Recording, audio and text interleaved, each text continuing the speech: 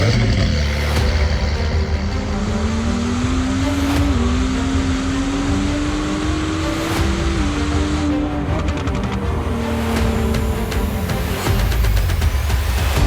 is Hard Parking, brought to you by Right Honda and Right Toyota out of Scottsdale, Arizona. I'm your host, Jhae Pfenning, recording from my home studio in Gilbert, Arizona. This is the last episode of the year, obviously. 2 men were found dead from exposure after looking for Sasquatch. This is real. 2 guys from Oregon. 2 men from Oregon who went missing after going on a search for Sasquatch have been found dead, according to Washington state officials. Both men were from Portland. I texted my good friend Ira and asked him, "Are you alive?" He said, "Unfortunately, yes." I go, "Great," because 2 other Portlandiers have perished. A 37 and 59-year-old were found in Gifford, Pinchot, I don't know if I'm saying this right, National Forest, which is in the southwestern part of Washington state in a heavily wooded area. They succumbed to the elements. So I thought maybe we just have too much going on, and it's very, very, very unfortunate that these 2 men lost their lives. But I don't think I've seen a good picture of Sasquatch since the iPhone came out. So 20 years now. In the age of smartphones, less sightings of Bigfoot. Coincidence? Maybe Bigfoot has an iPad, Nintendo Switch, an iPhone, and just stays wherever Bigfoot lives and never comes out. Even Bigfoot can't put the device down. Interestingly enough, in Skamania County, harming Bigfoot is punishable by a $1,000 fine and can include jail time. That's according to the county's Chamber of Commerce, a law meant to protect the mysterious creature and to prevent hunters with large beards from accidentally getting shot. Coming up on today's show, there should be a rule after Christmas. I'll tell you what that rule is. My daughter is moving out again. New Year's Eve is coming up. And as promised, I'll get to the rest of your questions that you submitted. Thank you so much for submitting those. I answered half of them last week. I answered the second half this week. All that and more after this word from 4Wheel Online. For over a decade, 4Wheel Online has been bringing the best truck accessories and truck parts to enhance the appearance and performance of all trucks and SUVs. They are dedicated to providing an extensive range of upgrades that will match any make or model on the road. The truck products cover everything to give your truck a custom look and added functionality. Need a wheel and tire package? Head over and use the configuration tool. They carry all the major brands of wheels and tires, so go get outfitted today. Visit them online at 4Wheel Online. What happened to the drones? I feel like there's been no drone news in about 8 or 9 days. It was everywhere. I sent some of you all the stories. This drone stuff was everywhere over New Jersey, in New York, and now nothing. I haven't heard anything about them. Nothing on X, nothing. It's as if it was never a thing. Or the people who were asking the most of the questions were finally given some of the answers and told to shut the hell up. Isn't it weird? It's weird. It's weird we've heard nothing about these, and they were everywhere for a couple weeks. Now nothing. So there should be a rule after Christmas. And the rule should be, no matter where you live in the United States, the day December 26th should be a trash day, even if it's right in the middle of the week. Can I get an amen? Trash is tomorrow. Our trash picks up every Monday. We have so much trash outside. We have the 2 bins. We have the large trash. We have the large recycle bin, which we put trash in anyway, because no one recycles anyway. And then next to those are stuffed. And then next to those, we have probably 8 to 10 bags of miscellaneous trash, whether they're boxes, trash from either one of the 2 kitchen drawers that have trash in them. I said next year. Our rule here is next year after Christmas, we don't put any of the Christmas stuff in the trash. No boxes, no gift wrap, none of that stuff. The trash is dedicated to only food and recyclables as long as there's room. Because a lot of times we'll take the boxes and we'll shove them into the big recycling bin. But we need that for regular trash. And then maybe we don't have that problem next year anyway, unless the kids move back in. Because my daughter, her fiance Mario, her 3 kids, and her dog have lived here since early October. They found a place. They're actually moving out somewhere around New Year's Eve. And it's close by. And it's different, because the thought of them moving back It's kind of like, fuck. As a parent, you kind of get it. Their lease ended at the house that they had about an hour away, and they were looking. They couldn't really find anything that fit their needs. And so, of course, move in here, save up some money until they found something. So finally they found something. And it's not as bad as I would have thought it would have been. I mean, granted, it's loud as hell around here sometimes. And the 7-month-old sounds like a screeching baby eagle or bird of prey when she just starts screeching. But that's what little kids do. And as incredibly annoying as it is, not once did I find myself being bothered by it. And I think it's because when Zeke was that age, I wasn't used to it. And again, I didn't say anything about it then either. Because, 7-month-old. But now, I don't really care. I just think to myself, thank God this isn't forever. And thank God I'm not recording. And I don't have any in-studio guests. That's about it. Because I can record this whenever I want to record it, which is usually on a Sunday afternoon or Sunday evening like it is right now on December 29th.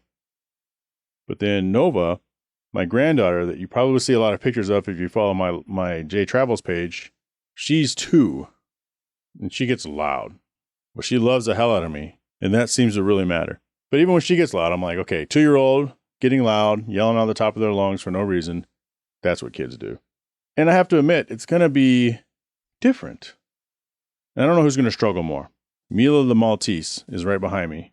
And I think she's going to struggle a little bit because she gets a lot of attention from me and a lot of playtime with me.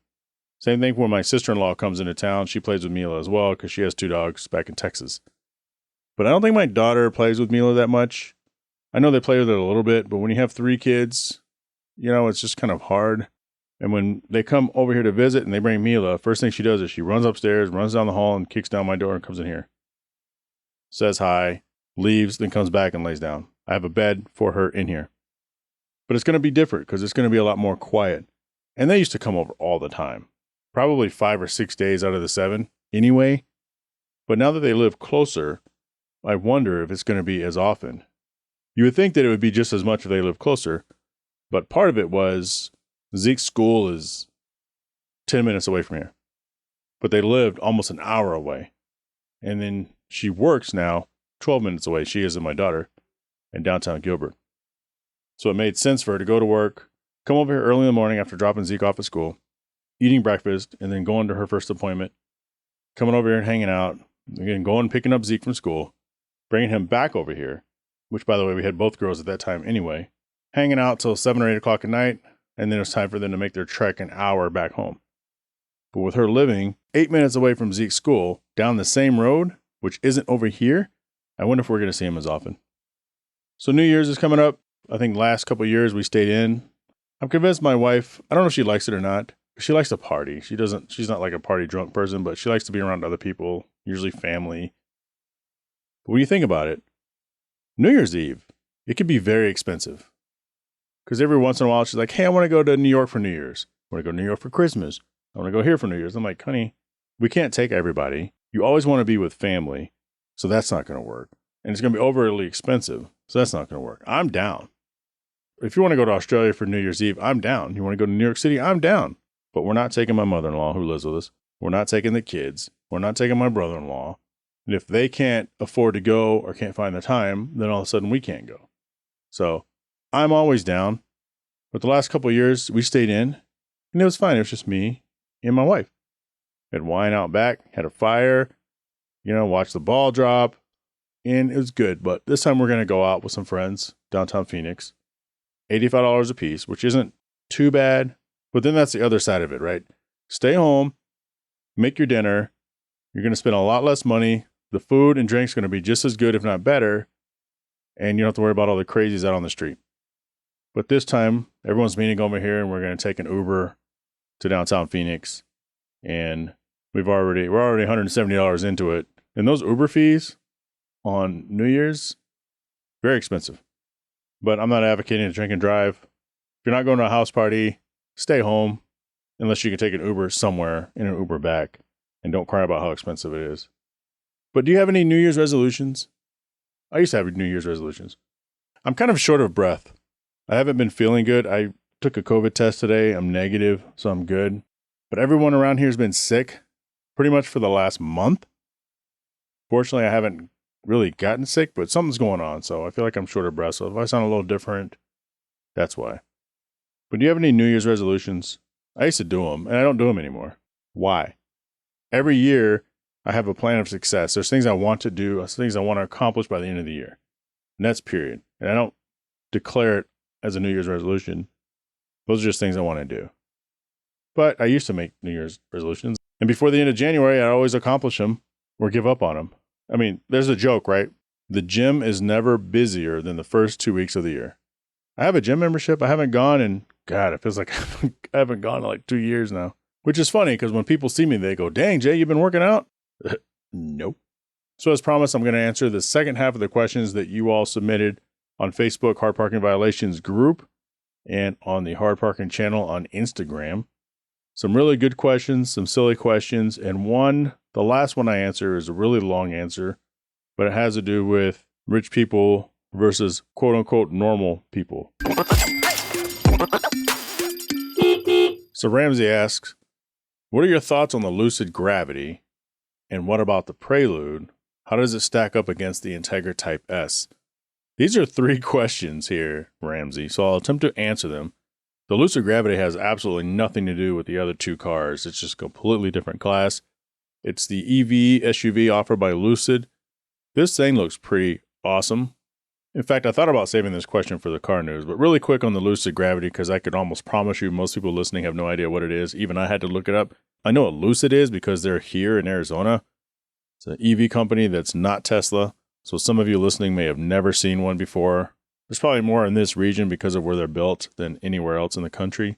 It boasts a range of 450 miles, and it's a 7-passenger vehicle, all-wheel drive. And you could spec it up to 828 horsepower, which is pretty serious. And with a towing capacity of 6,000 pounds, it can't pull your family's yacht, but it can pull most other things. And supposedly, it only takes 15 minutes to charge it up to 200 miles. And I don't know where that really ranks amongst other chargers. I don't look at EVs really that much. I think it's a cool looking SUV. It almost looks like a van or a big fat station wagon. It's always hard to tell because it comes with 20 to 23 inch wheels. 20 inch wheels is pretty standard on an SUV these days, 21, 22. In fact, my Infiniti sitting outside broken down for almost 4 months now comes with stock 22s. It's highly configurable. The back seats, the third row folds into the ground. Well, not the ground, but it folds into the floor. Very similar to a lot of the minivans that you can rent. Pretty efficient when you're trying to haul stuff. And it's got all sorts of different pictures where you can put down the rear passenger seat, the rear driver's side seat. You can put down every seat behind the front driver and passenger. So it's highly configurable. And aside from that, I don't want to spend too much time. I think I've already spent too much time talking about it. But it's a pretty cool thing. So if you're listening, you have any interest, check out the Lucid Gravity. So let's talk about the Prelude, the second part of your question. I saw one at Long Beach Acura Grand Prix in April, and it's the prototype, but based on the pictures that just came out, it looks like the same vehicle. The front of that thing, it looks kind of cool from certain angles, and it looks kind of annoying from other angles. The fact that it's a sporty coupe is pretty cool. But it doesn't really compare to the Integra Type S at all. I think a better comparison would be to the regular Integra. Here's why. Because the Prelude is a 2.0 liter hybrid. And even with the hybrid system, it's pushing just over 200 horsepower.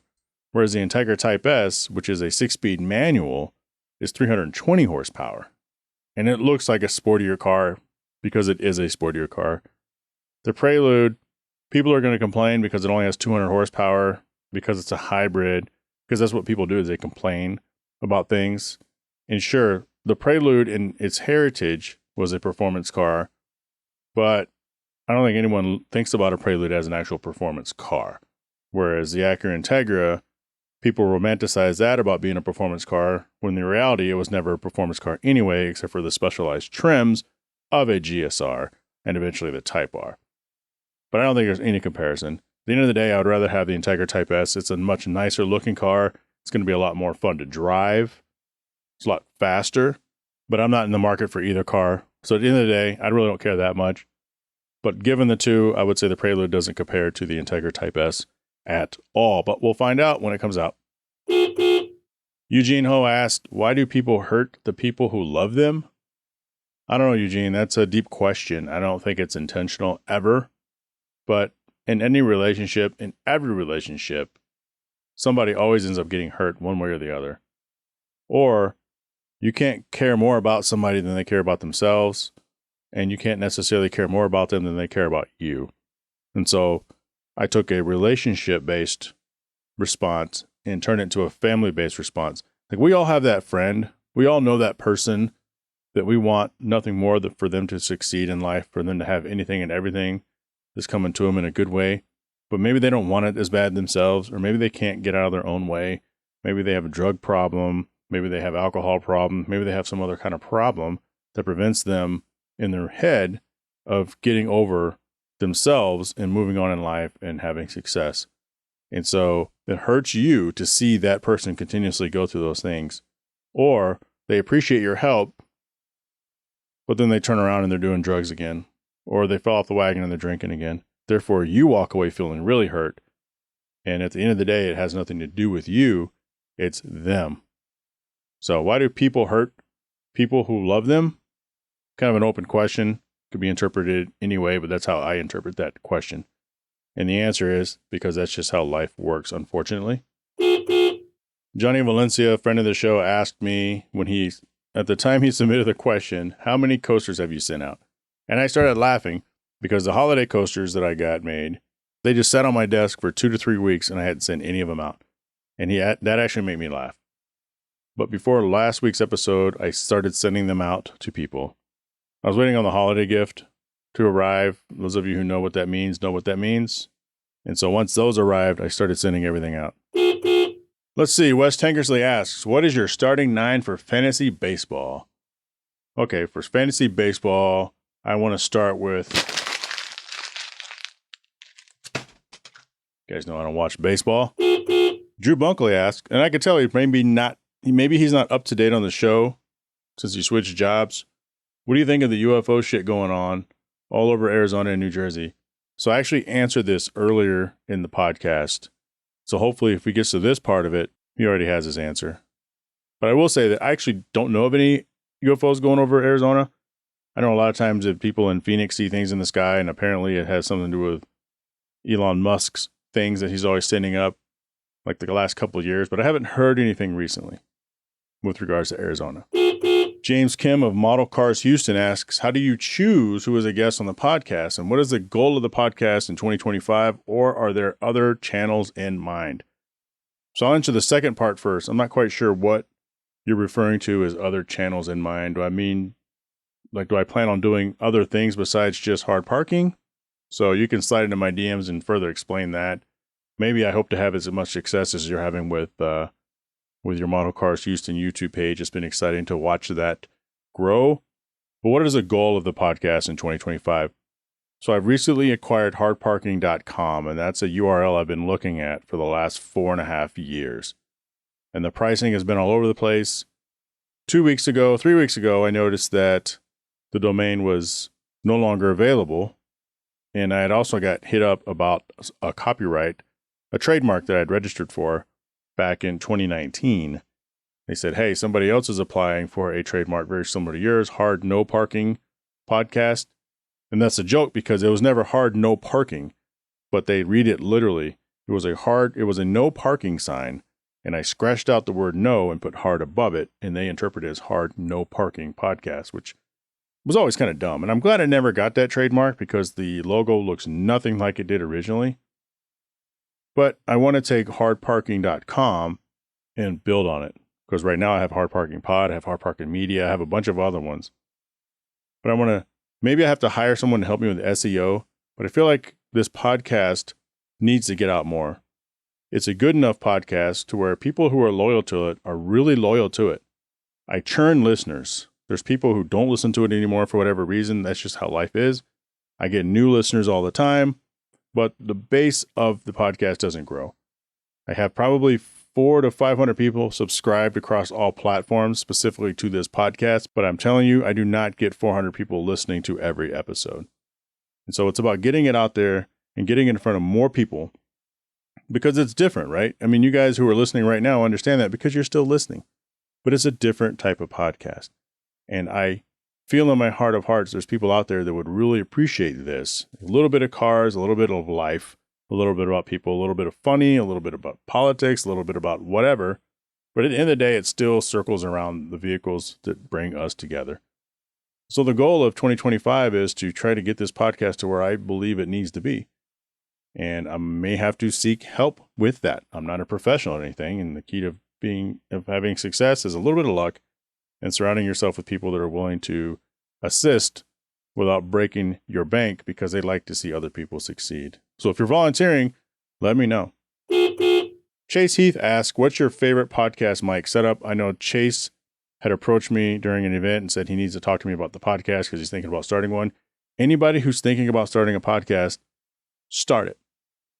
But I will give you the same pointers I give everybody.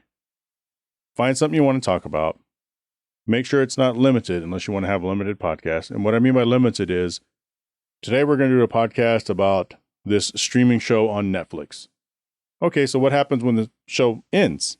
Maybe it's only one season. Maybe it's a documentary. Maybe it has 3 seasons. What do you do when it's over? So pick something, or you can switch shows, but pick something that you think you can talk on a lot. Don't burn out. This isn't the question. The question was podcast mic setup. But don't burn out. And you can get pod burn by trying to do a podcast every single day.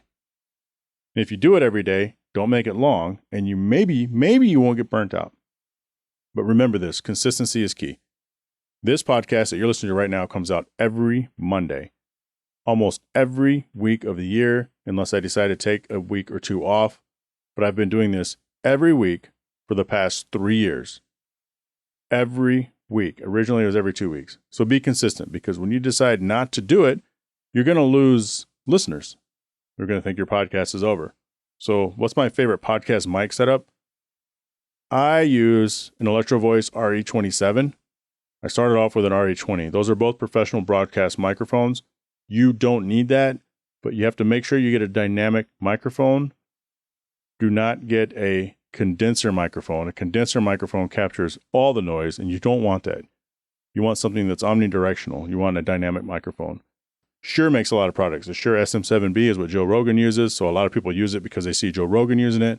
There's a lot of podcast microphones out there. Make sure you get that. Make sure you get an external recorder. I use a Zoom PodTrack P4.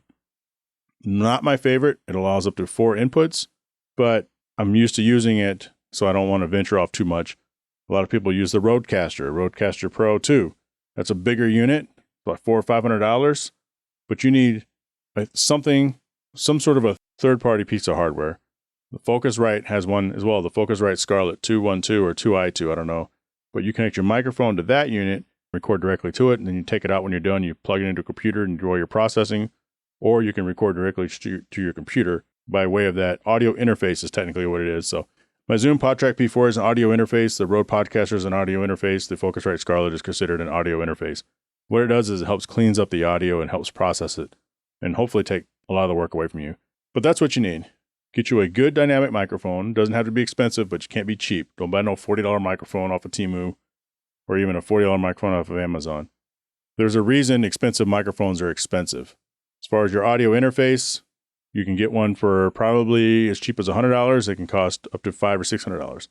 You don't have to invest more than $250 to get started with a podcast. You can actually record off your device if you have an iPhone, if you have an Android, but you're going to have to buy things. Don't use the native speaker or native microphone. You're going to have to buy microphones for it, and you can look that up on YouTube. I'm not going to tell you how to do it, but I would go with an audio interface and a decent mic.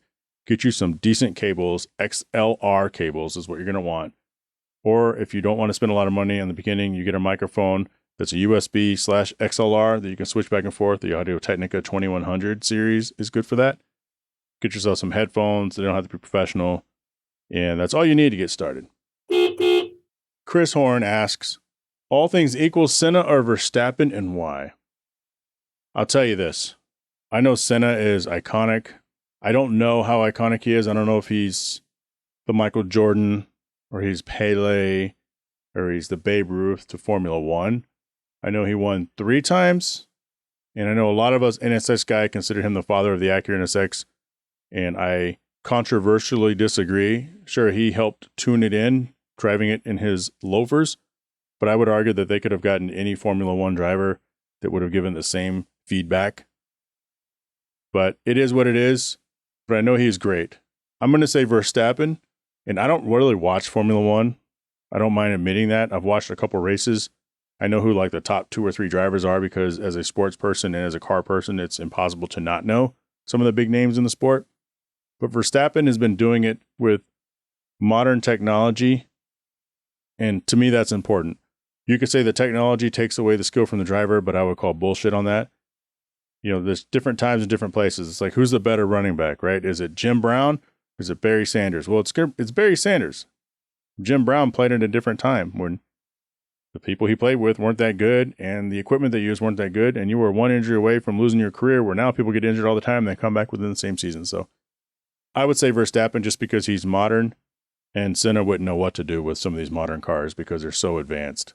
But at the end of the day, I don't care because I don't really watch Formula One, but I need to get into it. Maybe I should start with Drive to Survive. I said I'm going to answer all these questions, and I'm going to answer all of them. Byron Jones, yes, that Byron Jones that you hear at the end of every episode, asks, ever thought about reviewing friends or associates' cars in lieu of rental cars? Yes, I have.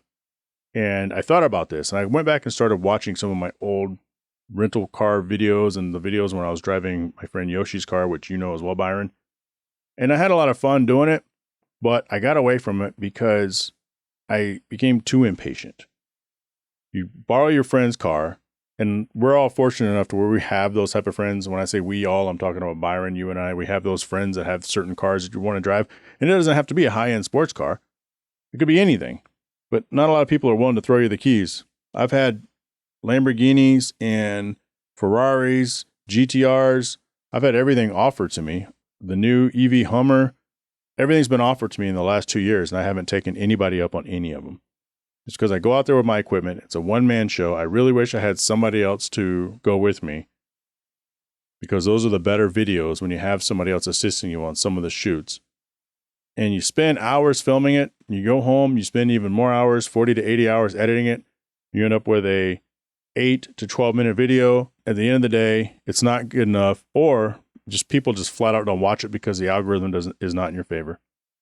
But when I go back, some of my most viewed videos on my main hard parking channel are from my rental cars, the Infinities, Infinity QX 80 or QX 60 videos. Those have been viewed a lot. We're not talking hundreds of thousands, but maybe 8,000, 20,000, a lot more than I would have imagined.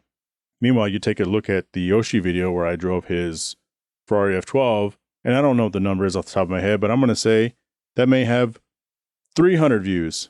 And that thing's been up for 3 years. So then you look at it and you're like, why am I doing this? But it would provide good content for the rental car or the car review. But a lot of the people who listen to this podcast don't know anything about cars. If I say Ferrari F12, they have no idea what I'm talking about. They just heard Ferrari, and that's about it. And so part of that was trying to find a balance and not losing half of my listener base. But I would like to get back to doing that. I don't even do that with Right Honda anymore. Remember, I used to make videos with them, but they don't lend me the car. I need the car. I can't do a car review for a car in 3 hours, right? Depending on the car. Sure, I'm not going to borrow Yoshi's Lamborghini Aventador for 3 days, but he will give me the keys and say, take your time and bring it back when you need it. But if he doesn't hear from me in 2 hours, you might start to wonder where the hell I'm at. But when it comes to regular cars, I would like to have those for a day, 2 or 3 days, so that I can drive them around, run errands, pick different places to drive them, get different type of shots under different type of lighting conditions. But yeah, that's a long answer for that question. But yes, I do think about doing that again. Maybe 2025 is a good time to start. I'm down to my last two. Alan Zychek asks, what are some tips for making a car event successful and what doesn't work? I don't really have the answer to that because I'm not an event planner. You can ask Mimi at @radordie_ on Instagram. That's what she does. She does event promotion, car events, and could probably tell you what doesn't work versus what does work. Second to the last one, John Chu asks, explain why the NSX Owners Group is the best Facebook page for NSX and why it's superior to the Prime page. It's not. I'll tell you guys about John Chu. He's the first person to ever write me an email. I actually have it framed on the wall here in my office for the podcast. But NSX Owners Group is not the best Facebook page. It's okay, but I would argue that Facebook sucks for groups. And I think anybody who ever lived in the forum era would agree. The Prime Facebook page sucks because anybody's there and it's a big fanboy fest.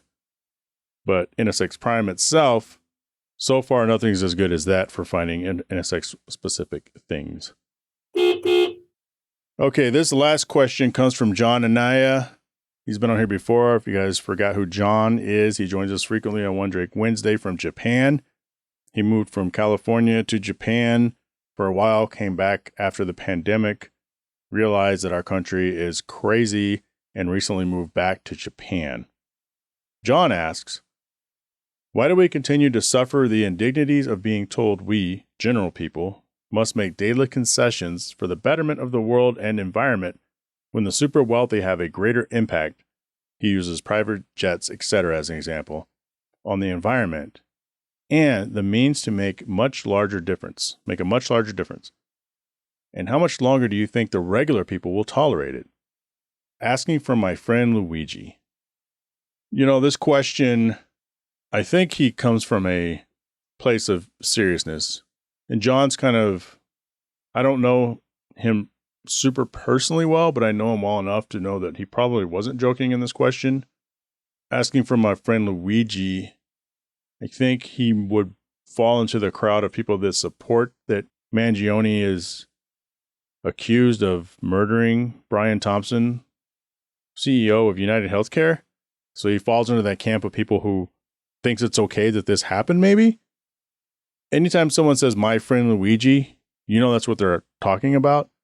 I watched a video where they were interviewing a guy and he goes, yeah, I knew Brian. He was a really cool guy, good dad, seemed like a really nice guy, but I understand Luigi did it and I'm okay with it. And the reporter was like, wait, what? You said you're okay with that? And then there's another lady in the background. I guess she knew this guy and she bumped in too. And she's like, oh yeah, it's too bad what happened, but I understand too. Yeah, I'm okay with it as well. It's like, what? Just like I said on the last episode. That's not okay. Your anger, your frustration has been displaced here. And it's wild to think that there's people out there that believe that it's okay because they felt a certain way about a certain thing. It's not like this was Adolf Hitler out there saying kill millions of Jews and kill everybody. Not the same. It's a guy who was paid good money to be the CEO of a company that is for profit. Now, there's a lot of things they could probably do to be reformative, but I can promise you, Brian, the former CEO, does not have that kind of power. You have to think about how deep this stuff goes. Now, if we want to go back and talk about the indignities of the general people making daily concessions about making the world better, save the environment, recycle, this is what I assume you're talking about, global warming, and yeah, a private jet, probably more harmful to the environment than, 1,000 cars in the life cycle of a car. Sure. But I think that for us to look at the people who have what we don't, the wealthy, the rich, and somehow be mad at them for the way the world works is dangerous. It's displaced anger and aggression. I want to be wealthy. I would love to have a yacht, maybe a private jet, a garage full of cars, but I don't want people out there thinking I should die because of that, because I have what they don't. That's crazy. That's crazy. And let's break this down a little bit, because I don't understand. I see this argument all the time about rich people not paying their fair share in taxes. There are tax breaks for the rich. There are tax breaks for the poor. There's just tax breaks, period. And find somebody who says, no, I don't want any tax breaks. I want to do my fair share. I'm just going to pay my taxes to the system that takes my money and uses it for all sorts of dumb shit that it shouldn't. Instead of building houses for the homeless, maybe it decides to give this weird organization $200 billion that isn't going to do jack shit for Americans. Jack shit for me. because you're paying those taxes. Those taxes aren't going to repair your city streets. No, they're going to go pay for some other thing that you blow your mind, no pun intended. That's where your aggression needs to be. You need to start asking, where is my money being spent? Not these people aren't paying their fair share. Because here's the deal. I am a contractor in healthcare IT. I make pretty good money. My wife actually makes more money working in the banking system than I do. I'm okay with that. But the first year I did this, the first 6 months, the money was so different for me. This was back in 2012. I paid more in income taxes in those 6 months than I had made any 1 year of my life in salary. Think about that again. I paid more in taxes in 6 months than any 1 year of income up to that point in my entire life. Now, who's paying what, right? So think about that from a tax perspective. If I'm making $22,000 a year, I need that money because the cost of living sucks. But we'll go back to 2012 where it still sucked. And I wasn't making 22 back then. I think I was making like $36,000 a year. That's a 19% tax break or tax bracket, if I recall correctly. So at the end of the day, maybe I paid $7,000 in federal income tax, 500 state tax, whatever. Think about how much money I would have had to have made by getting to the next tax bracket. And now I'm paying $38,000 in federal tax. That's before state. So I paid my fair share. And I'm not I'm not Elon Musk and I'm not these multimillionaires. But just think about that. Again, I paid more money in taxes than I'd ever made in any single year in income. So if you take somebody who is a multimillionaire and they pay their tax, let's say they paid 1% taxes, they have probably paid more in taxes than the person making $40,000 a year will have paid their entire life. And it's easy to say, well, they got the money, they can afford it. Well, it's all relative. And you can say that. They have the money, they can afford it. But just because they have the money doesn't mean they should have to pay more because you don't make as much money, therefore you pay less. So now who's paying their fair share? That's why you have a tax percentage. But if there's tax breaks, you can take advantage of that. We take advantage of as many tax breaks as we can between my wife and I so that we don't have to pay as much out of pocket at the end of the day. Almost every year, we still end up having to pay money, but it's less.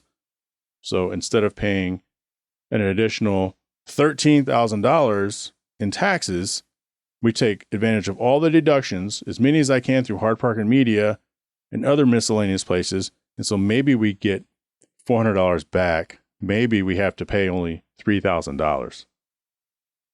Those are tax breaks. So if you're making $10 million a year, you best believe you want all the tax breaks you can. Because the more money you make, the more the taxes hurt. If you buy a boat, that's why people go broke when they win the lottery. I'm going to buy everybody a house. I'm going to buy a $6 million house. I'm going to buy my auntie a house. I'm going to buy my brother and sister a house. I'm going to buy 12 cars for everybody. Once you make that purchase, the money doesn't stop there. You're paying registration. You're paying property tax. You're paying fuel. You're paying luxury tax. Your utilities go up exponentially because you have a bigger house to warm up. You have a bigger house to keep the lights on. You have a bigger yard to take care of. You have more water. All that adds up. And this isn't meant to be a microeconomics or an economics discussion, but it's just the thought that how long are the people who aren't making all the money going to sit back and let the rich people control everything? It's a dangerous thought. I would say do your part. You can always do better if you want to do better. And it's a lot harder for a lot of people. But I know a lot of millionaires out there that came from nothing. They came from places like me. They came from places like you. They had a few lucky breaks, a few lucky investments, and they built something. And now they're up there in the group that a lot of people hate all of a sudden because it's like that thing where you're in the ghetto, you make a little money and you move out of the ghetto because you want to put yourself in a better space, a better place for your kids, a better environment, a safer place. And people look at that and they say, well, you sold out. You left us. You're no longer one of us. You no longer want to live in this shit. So this is the shit of our society. If you make, John, if I give you $20 million tomorrow, what would you do with it? And if you say you're going to donate it all and you're going to build homeless shelters, I'm not going to say you're a liar. But I guarantee you're going to keep a lot more of it because you know what you've gone through. You know what struggles you've gone through. You're going to keep a hell of a lot more of it than you ever thought you would have. And keep in mind, once people know you have that money, there's people out there who want to take it from you. And they might smile if somebody comes up and harms you or robs you, because to them, it's no fair that you have it. So it's all a mindset thing. Hopefully I don't lose subscribers or listeners because of this, but it's a mindset. All you can do is take care of what you can. Life is unfair at times, but we can't take it into our own hands and start dealing out our own vigilante acts, because this is the real world and there's penalties. And by the way, I still think Luigi didn't do it. Somebody did it. I don't think it was him. Maybe we find out it was him, but man, isn't it really weird that we haven't heard about that? That's it for the Q&A, guys. Thank you so much. So, there's some plans coming up for this podcast. If you guys remember a few episodes, we did Dre Day Volume 1. So hopefully we can get Dre in here. I'm going to be doing some remote sessions and talking to Right Honda and Right Toyota. That's going to be new programming where I go there and we talk about what's going on in the car community, what's going on in the car business, the car culture, the caring community. As far as the sponsors, it looks like the title sponsors are staying. So we'll see if we still continue with Forward Online. I don't think they're going to go anywhere. Or Sell Shop. There's another company that's very interested in also coming in, but not as a Patreon. So we may end up doing a entirely new segment. But I'm excited about those changes. Like I said, I have hardparking.com right now, and I'm excited to try to kind of play with the very little spare time that I have and dedicate that. That's my New Year's resolution, to dedicate that to making the podcast even better. Because if you're still listening to this, you're one of the diehards. Whether you listen to one episode a month, one episode a week, one episode every 2 months, you're still here. And I love hearing from you guys. A lot of you reach out to me on social media, or you answer directly to this on Spotify or whatnot. And it's important to me. I used the book club analogy years ago. And this is what I tell all podcasters. I said, don't worry about the numbers. But I do worry about the numbers. I'm not going to lie. But they say, don't worry about the numbers. And this is what I say. If you have a book club and you do a reading once a week, and every week you have 12 to 15 people that show up. I have more than that. If you have 12 to 15 people show up, what happens the week you decide not to have the book club? Just decide you're giving up. Those are 12 to 13 people that count on coming to your book club every week. And you never know how important that is to them. They could be there because they love the stories. They love sharing things. They love the ideas. They love the camaraderie. Or it could be their escape from their hellish life. And that's why people like me continue to podcast. Whether 40 people listen every week or 4,000 people listen to every episode or more. Those aren't Joe Rogan numbers. But I've been doing this for 5 years, and I'm excited to go into that next year, because 2025 will be the 6th year I've been doing this podcast. 6 years where the average podcast fizzles after 7 episodes. 6 years. We're going to hit 300 episodes next year, and I'm excited you're going to be there right with me. So for perhaps the last time, I want to thank Right Honda, Right Toyota, Toyota of Huntington Beach, Claremont Toyota, and Gardenia Honda. FullOnline.com, Sell Shop Wireless Services, AutoCannon, officially licensed Honda and Acura gear, Patreon business supporters, Kuya Automotive out of Winter Garden, Florida, Automotive Specialty Tool out of Owings Mills, Maryland, Pell Construction out of Conway, Michigan, B-House Small Home Design out of Ashburn, Virginia, and Traverse City, Michigan. Last but not least, Shaping Success with Wes Tankersley out of Boise, Idaho. Special shout out to Mark Selman, Captain Cox, Eddie Ramos, Richard Graves, Byron Jones, Bo Jug, Alex Kamina, Drew Bunkley, Yasu Chiba. Those are my Patreons. They've been with me for multiple years. Thank you so much. You can email the show, hardparkingpodcast@gmail.com. Follow me on Instagram at Pfenning. Join the Hard Parking Village's Facebook group. Join the Hard Parking channel on Instagram. And remember, I can't grow that. You're telling the world how great this show is. Let's do this. Let's grow this thing together. And I will talk to you all next year. See what I did there? Finally got around to trying that Arby's Wagyu burger. It was alright. I ain't like the little dressing shit they put on it. Shut up!